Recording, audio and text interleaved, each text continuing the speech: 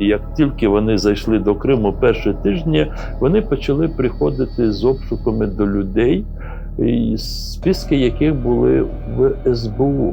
Вони ж захопили всі архіви СБУ. І там були списки організації Хізб ут-Тахрір, яка в Росії, країні-агресорові, була серед організацій заборонених, екстремістських. І послідовники цієї партії, побачивши, що до них приходять, вони почали виїжджати з Криму.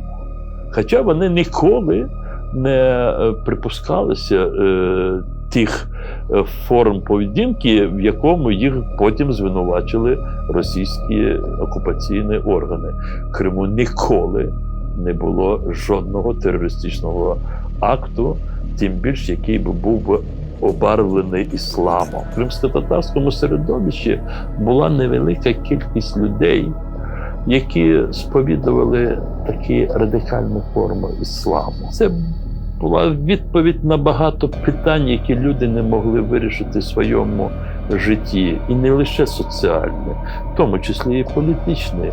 В тій Україні до 2014 року, де суспільство дуже протирічиво розвивалося, а в Криму завжди був дуже шалений тиск проросійського всього такого, і значна кількість кримськотатар, які поверталися, вони не відновлювалися в своїх правах. Деякі люди бачили, що в відповідних таких формах самоорганізації є ефективний спосіб, щоб протидіяти такому безправ'ю.